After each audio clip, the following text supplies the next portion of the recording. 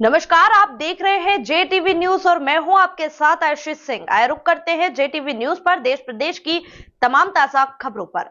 देश में दोनों सदनों से वन बोर्ड बिल 2025 पारित होने के बाद सांसद गजेंद्र सिंह पटेल ने जुलवानिया में जताया आभार। जुलवानिया में सांसद गजेंद्र सिंह पटेल पहुंचे, जहां भारतीय जनता पार्टी के स्थापना दिवस पर कार्यकर्ताओं को संबोधित किया है। पार्टी के बारे जानकारी कार्यकर्ताओं को दी है। वहीं वन बोर्ड के बारे में बताया। वहीं उन्होंने बताया कि गरीब मुस्लिम महिलाओं के हक के लिए, जमीन के लिए, आय व्यय के लिए यह बिल देश के दोनों सदनों के वन बोर्ड बिल 2025 पारित हुआ है। इसका आभार माना है। देश में इसका बहुत लाभ मुस्लिम बहनों को मिलेगा। बड़वानी जिले के जिलाध्यक्ष अजय यादव सहित भाजपा के वरिष्ठ कार्यकर्ता एवं पदाधिकारी कार्यक्रम में उपस्थित हुए हैं। क्या कहा सांसद गजेंद्र सिंह पटेल ने, आप भी सुनिए। JTV न्यूज के लिए राजपुर से राहुल गुप्ता की खास रिपोर्ट।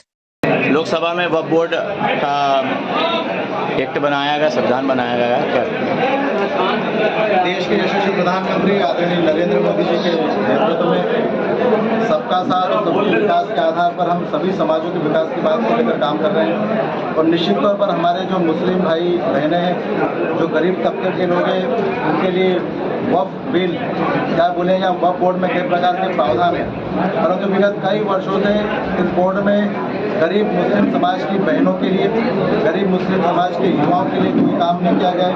और इसलिए वक्फ बिल में कई प्रावधानों के आधार पर ये बिल में ऐसे गरीब मुस्लिम भाइयों की शिक्षा के लिए, स्वास्थ्य के लिए और उनके रोजगार के लिए कानून बनाए गए हैं। और निश्चित तौर पर ये बिल देश भर के मुस्लिम गरीब भाइयों के लिए हितकर साबित होने वाला बिल है। इस बिल में वक्फ बोर्ड में जो कानून और नियम है, उसके तहत काम करने के लिए, ऑडिट करने के लिए साल भर में क्या उनके पास डोनेशन आता है, किस प्रकार से उनका काम होता है। और इसलिए ये सभी प्रकार की चिंता भारत की सरकार करने वाली है। जिले का कलेक्टर DM इसकी समीक्षा करेगा, बार बार भूमि और काम को लेकर समीक्षा करेगा। और निश्चित तौर पर वक्फ बोर्ड जो मुस्लिम समुदाय का बनाया गया बोर्ड है, इसमें जो जो प्रावधान किए गए हैं, उस प्रावधान के आधार पर काम हो, इसकी पूरी चिंता हो।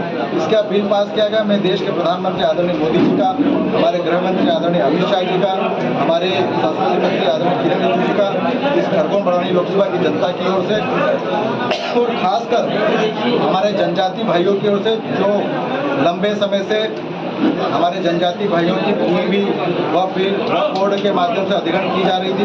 लंबे समय से कई प्रयास हमारे आदिवासी भाई लोग कर रहे थे, उसमें भी 5वीं 6ठी अनुसूची को इसमें शामिल करके हमारे आदिवासी भाइयों की भूमि को इस वक्फ बिल से बाहर किया गया है। कई हजारों एकड़ हमारे आदिवासी भाइयों की भूमि इसे बाहर करके उनको बचाया गया। निश्चित तौर पर ये प्रावधान बहुत अच्छा प्रावधान किया गया। इसलिए मैं गरीब मुस्लिम भाइयों और बहनों को बधाई देता हूँ। हमारे आदिवासी समुदाय की ओर से देश के प्रधानमंत्री आदरणीय मोदी जी को, आदरणीय अमित शाह जी को तहे दिल से आभार व्यक्त करता हूं, धन्यवाद देता हूं। प्रदेश अध्यक्ष की दौड़ बार बार आ रही है, क्या कहेंगे प्रदेश अध्यक्ष? निश्चित तौर पर मध्य प्रदेश में अभी प्रदेश अध्यक्ष का चयन होना है। भारतीय जनता पार्टी के शीर्ष नेतृत्व इस प्रक्रिया को करते हैं। भारतीय जनता पार्टी का एक कार्यकर्ता भारतीय जनता पार्टी के कार्यकर्ता के तौर पर काम करता है और इसका निर्णय हमारे शीर्ष नेतृत्व करते हैं। जिसको भी भारतीय जनता पार्टी तय करेगी, उस पर सिरमौर भारतीय जनता पार्टी के कार्यकर्ता लगाएंगे और निश्चित तौर पर मध्य प्रदेश को एक अच्छा प्रदेश अध्यक्ष मिलेगा। धन्यवाद। JTV न्यूज से जुड़े रहने के लिए हमारी खबरों को लाइक और शेयर करें, हमारे चैनल को सब्सक्राइब करें और अपडेट रहे हर छोटी बड़ी खबरों से।